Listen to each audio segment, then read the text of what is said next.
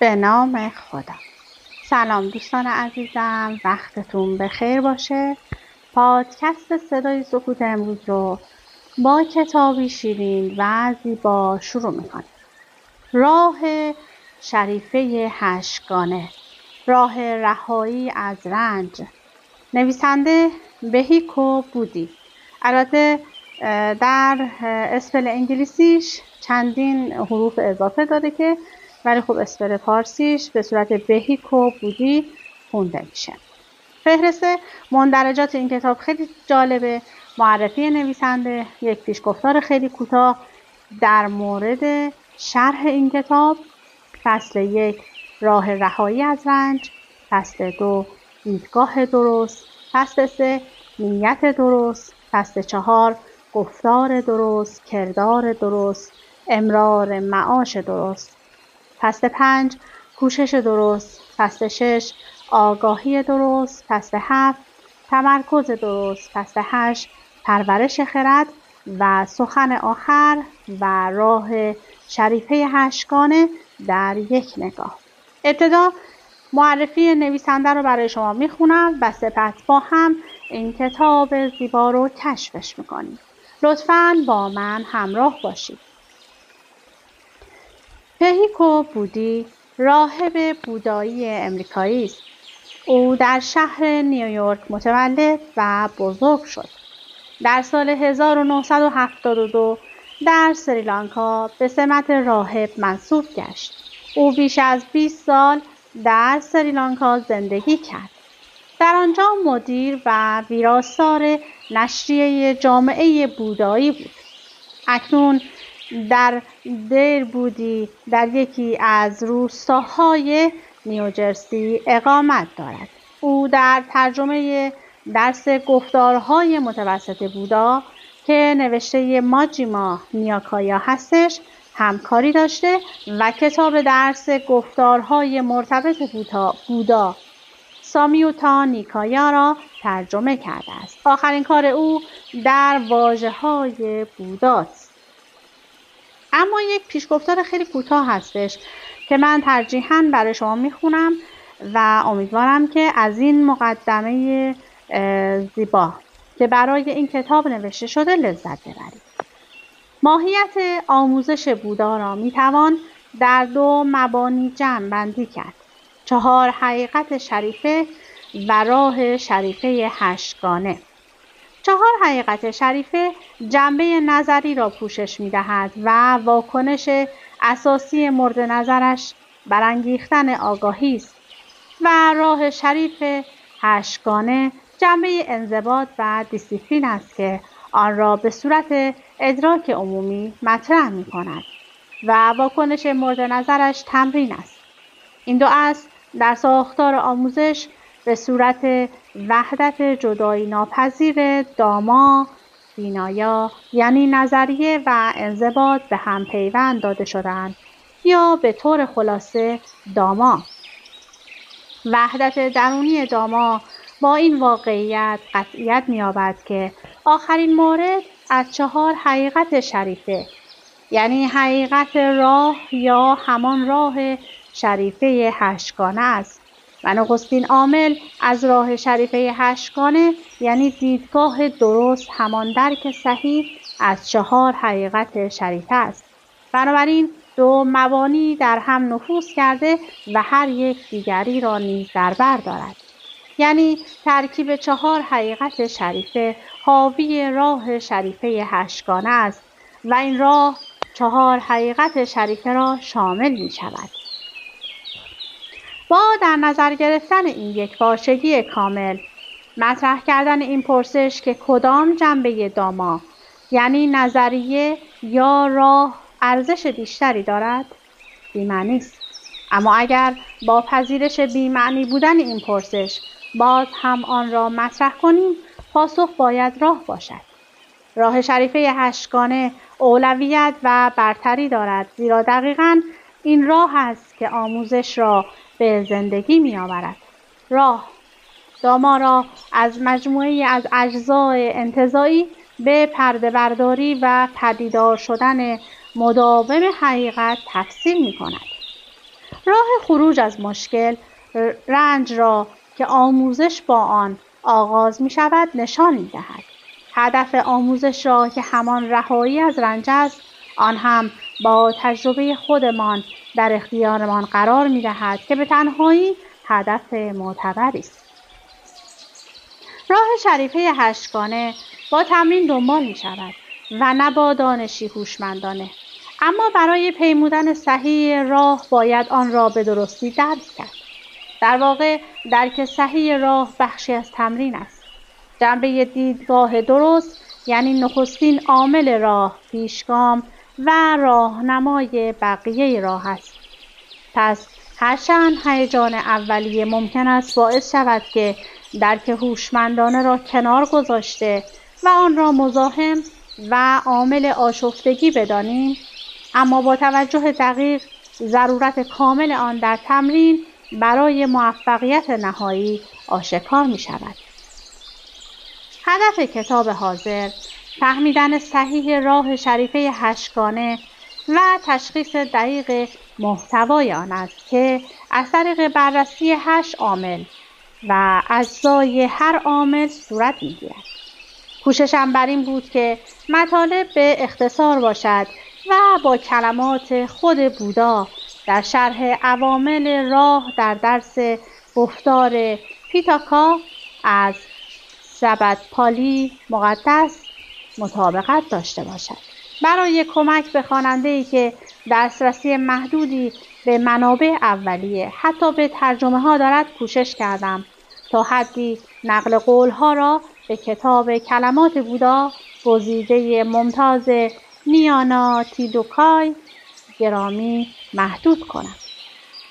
در بعضی موارد بخش‌های برگزیده از این اثر را اندکی تغییر دادم تا با ترجمه ترجیحی من سازگار شود. گاهی برای شرح و بسط بیشتر معنا از تفسیر مفسرها کمک گرفتم. به ویژه در توضیح تمرکز و خرد فصل‌های 7 و 8 اتکای بیشترم روی کتاب راه پاکسازی بود که اثری گسترده به صورت دانشنامه یا دائره المعارف است که تمرین راه را با روشی جامع و با جزئیات کامل ساماندهی کرده است. محدودیت حجم کتاب مانع پرداختن همه جانبه و کامل به هر یک از عوامل شد. برای جبران این کمبود فهرستی از مطالب خواندنی در انتهای کتاب توصیه شده است که خواننده می‌تواند برای شرح بیشتر عوامل راه به آنها رجوع کند. به هر حال جهت تسلیم کامل در تمرین راه به ویژه در مراحل پیشرفته تمرکز و بینش تماس با استادی مجرب و واجد صلاحیت بسیار مؤثر است. فهیکو بودی. اما من از شرح آخر یعنی از سخن آخر و راه شریفه هشتگانه در یک نگاه برای شما شروع میکنم بخوندن. اگر فرصت بود از تحت‌ها هم برای شما میخونم. لطفاً با من همراه باشید. سخن آخر. بررسی راه شریفه هشتگانه یعنی راه رهایی از رنج با آموزش بودا کامل شد. دستیابی به مدارج بالایی راه ممکن است در موقعیت کنونی ما بسیار بعید و انجام ضروریات تمرین مشکل به نظر آید. اما حتی اگر منتهای درجه وقوف در حال حاضر بعید باشد، تمام کاری که برای رسیدن به آنها باید انجام دهیم در زیر پایمان قرار دارد. 8 عامل راه همیشه در دسترس ماست. آنها اجزای سازنده ذهنی هستند که میتوان آنها را به سادگی با اراده و کوشش در ذهن مستقر کرد. کار را باید با مرتب کردن دیدگاه و نیتمان آغاز کرد. سپس به پاک کردن رفتار، گفتار، کردار و معیشتمان بپردازیم. با این پیریزی باید با کسب انرژی و آگاهی به پرورش تمرکز و رشد بینش بپردازیم. مابقی بستگی به تمرین و پیشرفت تدریجی بدون چشمداشت به نتایج سریع دارد، چون پاره‌ای از پیشرفت‌ها ممکن است زود و در بقیه موارد دیرتر به دست آید. اما آهنگ پیشرفت نباید باعث هیجان شادی یا یأس و ناامیدی شود. رهایی ثمره اجتناب ناپذیر راه است و در صورت تمرین سرسختانه و مستمر به طور حد شکوفا می شود. تنها 2 شرط لازم برای رسیدن به هدف نهایی آغاز تمرین و ادامه مستمر آن است. در صورت عملی شدن این 2 شرط تردیدی در دستیابی به هدف وجود ندارد. این داماست، قانونی انحراف ناپذیر. اما راه شریفه 8گانه در یک نگاه به فارسی و پالی. خب پالی که من زبانش رو بلد نیستم، به فارسی برای شما میخونم. دیدگاه درست: درک رنج، درک منشأ رنج، درک توقف رنج، درک راه هدایت کننده به توقف رنج. نیت درست: نیت به ترک لذات دنیوی، نیت خیرخواهی، نیت ضرر نرساندن. گفتار درست: خودداری از دروغ گفتن، خودداری از غیبت کردن، خودداری از بیان سخن درشت، خودداری از یاوه‌گویی. کردار درست: خودداری از کشتن، خودداری از دزدی کردن، خودداری از ایجاد رابطه نامشروع. امرار معاش درست: ترک امرار معاش نادرست و به دست آوردن هزینه زندگی از طریق امرار معاش درست.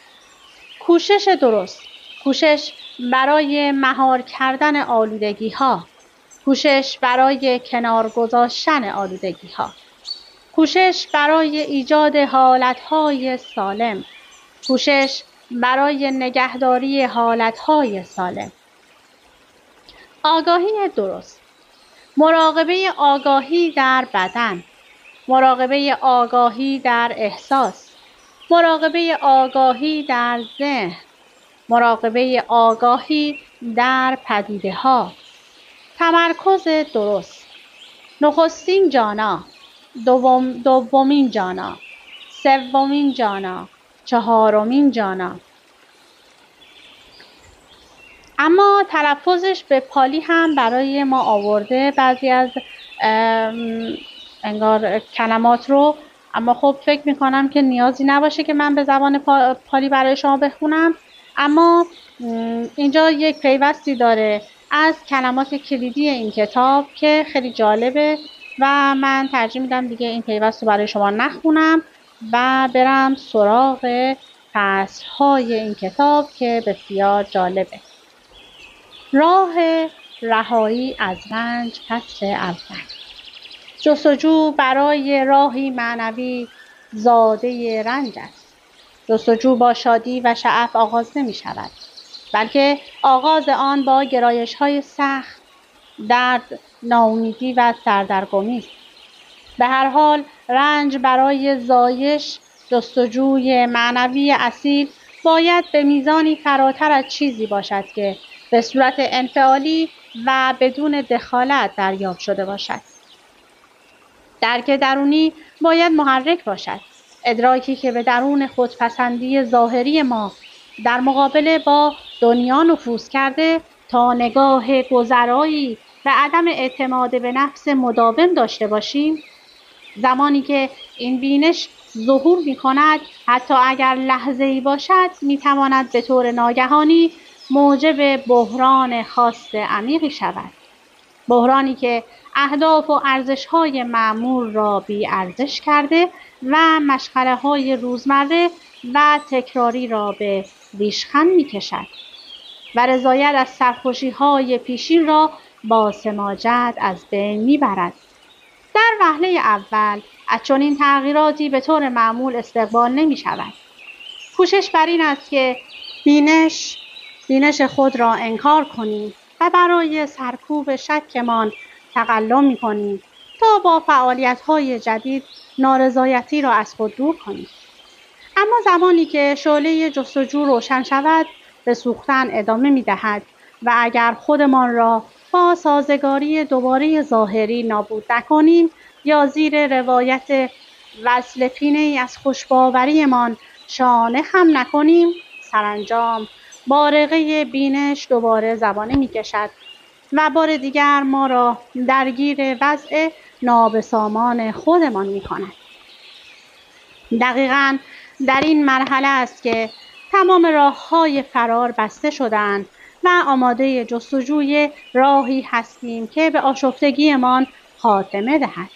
دیگر نمی‌توانیم با رضایت خاطر و بدون برنامه زندگی کنیم و کورکورانه با آتشمان برای لذت‌های حسی یا فشار معیارهای پذیرفته جامعه هدایت شویم.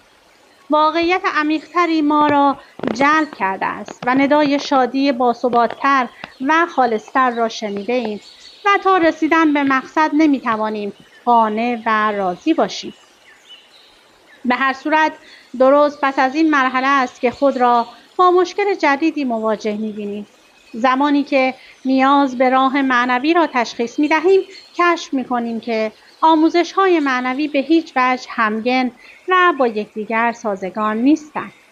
زمانی که قفسه کتاب‌های میراث معنوی بشریت در گذشته بهار را بررسی می‌کنیم، کتاب مرتب و منظمی پیدا نمی‌کنیم، بلکه با بازاری کامل از سیستم‌ها و نظریه‌های معنوی مواجه می‌شویم که هر کدام خود را به عنوان والاترین، سریع‌ترین، قدرتمندترین و یا پرمحتواترین راه حل معرفی می‌کنند تا با هدایت آن دسترسی به نهایت راه امکان پذیر شود.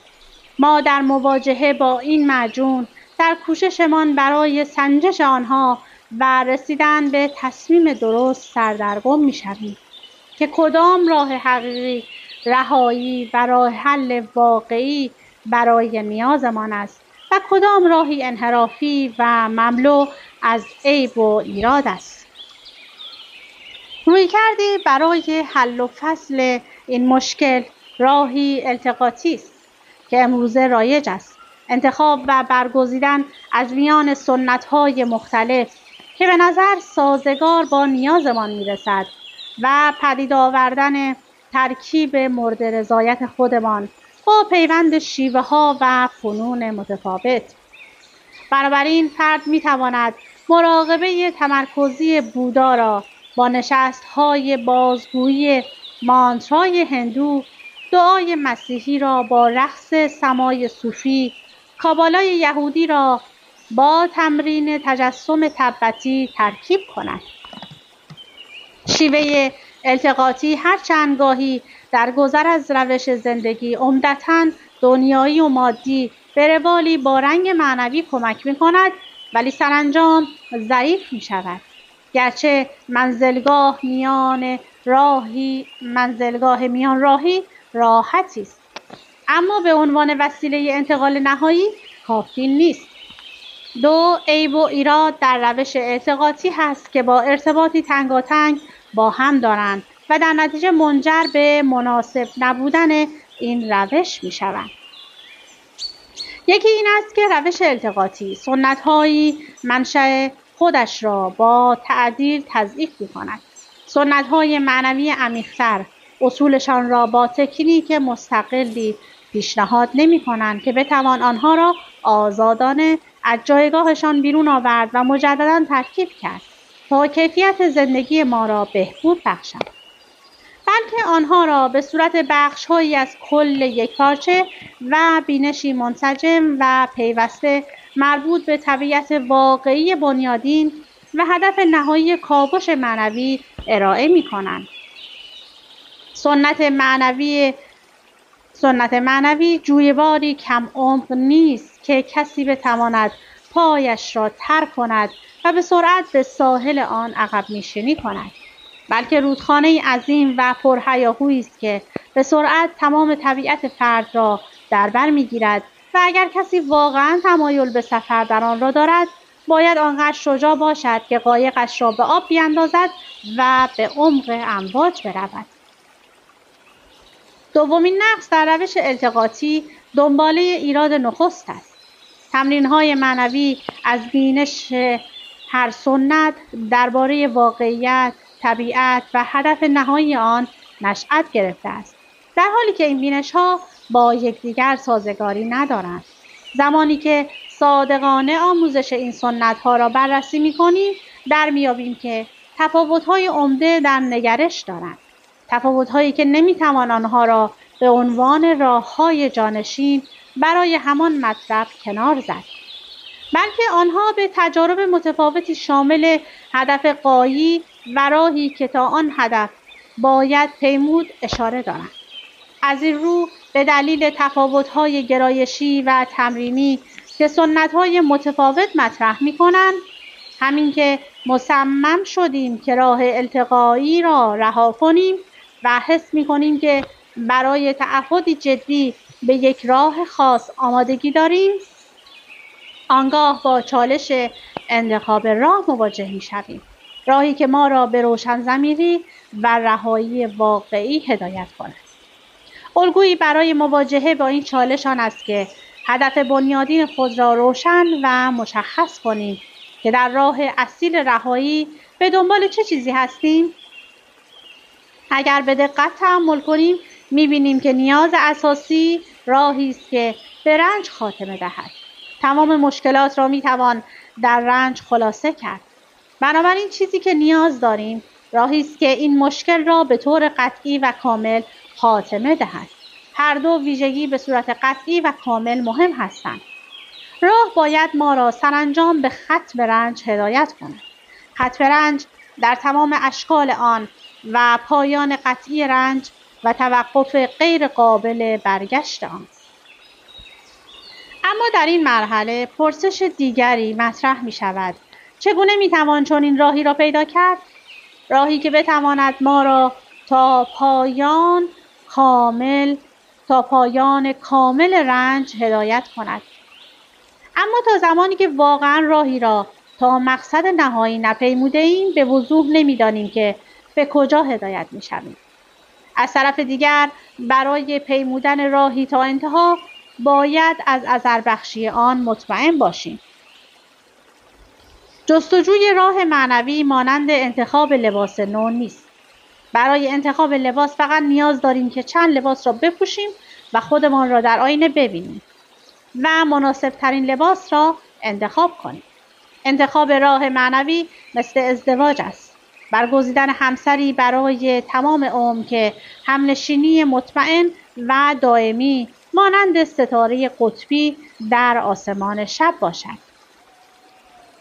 با روبرو شدن با این تنگنا فکر می‌کنیم که به بنبست رسیده‌ایم و نتیجه می‌گیریم که راهنمای ما تنها گرایش شخصی است. اگر شانسی نباشد، اما انتخاب نباید این چنین کورکورانه و از روی ناآگاهی باشد، زیرا اصول کلی را برای کمک داریم. راه‌های معنوی در چارچوب آموزش کلی ارائه می‌شوند، لذا می‌توانیم مؤثر بودن هر راه را با بررسی این چارچوب ارزیابی نماییم. برای انجام این بررسی می‌توانیم به 3 ضابطه استاندارد ارزشیابی توجه کنیم. 1. نخست، آموزش باید برداشتی کامل و دقیقی را از رنج عرضه کند. اگر تعریف رنج ناقص یا ایراد داشته باشد، آنگاه مسیر راه نیز به احتمال زیاد معیوب و ناقص است و راه حل رضایت بخشی را عرضه نمی کند. همانطور که بیمار رنجور نیاز به پزشکی دارد که بتواند به دقت ماهیت بیماری را تشخیص دهد، بدینسان در جستجوی رهایی از رنج نیاز به آموزشی داریم که شرح معتبری از شرایطمان را ارائه کند. 2. معیار دوم، تحلیل درستی از علل بروز رنج را در نظر می‌گیرد. آموزش نمی‌تواند با بررسی نشانه‌ها و علت‌های خارجی متوقف شود، بلکه باید به عمق نشانه‌ها پیش برود و به سطح علت‌ها برسد و آنها را به طور دقیق شرح دهد. اگر آموزش تحلیل ناقصی ارائه دهد، احتمال موفقیت آمیز درمانش اندک است. 3. معیار سوم مستقیما به خود راهی که آموزش می‌دهد مربوط می‌شود. این راه باید به وضوح و با قاطعیت بیان کند که رنج را ریشه‌کن می‌سازد. بدین معنا که باید روشی برای زدودن رنج از طریق ریشه‌کن کردن علل آن عرضه کند. اگر نتواند راه حلی در سطح بنیادین ارائه دهد، هیچ ارزشی ندارد. راه تجویز شده ممکن است در زدودن علایم بیماری کمک کند و احساس بهبودی کنیم، اما کسی که مبتلا به بیماری مهلکی است با یک عمل سطحی و بدون از بین بردن علت بیماری نمیتواند آرام بگیرد، زیرا علل بیماری در عمق وجودش به رشد و نمو ادامه میدهد. خلاصه 3 شرط برای آموزش راهی قائل شدیم که مدعی است واقعا به رنج پایان میبخشد. نخست باید تصویر دقیقی از دامنه رنج ارائه دهد. دوم باید تحلیل درستی از علل رنج را بیان نماید. سوم باید وسیله‌ای را برای ریشه‌کن کردن علل رنج فراهم کند. اینجا جای ارزشیابی تعالیم معنوی متعددی طبق 3 معیار فوق نیست. توجه ما معطوف به داما یعنی آموزش بوداست و راه حلی که این آموزش برای مشکل رنج عرضه می کند ربط این آموزش با مشکل رنج با توجه به طبیعت آن بدیهی است، چون پیریزی آن بر مبنای مجموعه‌ای از تعالیمی نیست که مستلزم ایمان آوردن باشد، بلکه به عنوان پیام رهایی از رنج مطرح می شود که با تجربه خودمان به اثبات می رسد. پیام راه با روشی برای تمرین همراه است و این راه همان راه شریفه 8گانه یا اریا آتانا گیکا ماگاست. این راه دقیقاً در مرکز آموزش بودا قرار دارد. بودا با کشف راه شریفه به روشنضمیری خود دست یافت. روشنضمیری بودا دارای اهمیت جهانی شد و منزلت او را از فردی فرزانه و خیرخواه به استاد جهانی ارتقا داد. او از نظر مریدانش به طور برجسته چنین بود: پدید آورنده راهی که قبلا پدید نیامده بود، ایجاد کننده راهی که قبلا ایجاد نشده بود، اعلام کننده راهی که قبلا اعلام نشده بود. او بلد راه، پیشگوی راه، راهنمای سراسر راه بود. بودا جستجوگران را این چنین به چالشی دعوت می کند: خودتان باید کوشش کنید. بودا فقط نقش استاد را دارد. مراقبه‌گرانی که راه را تمرین می کنند از بند شیطان رها می شوند.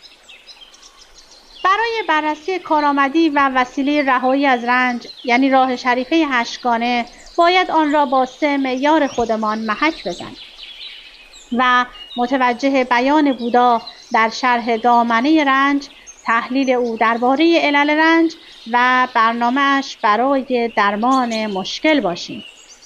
دامنه رنج.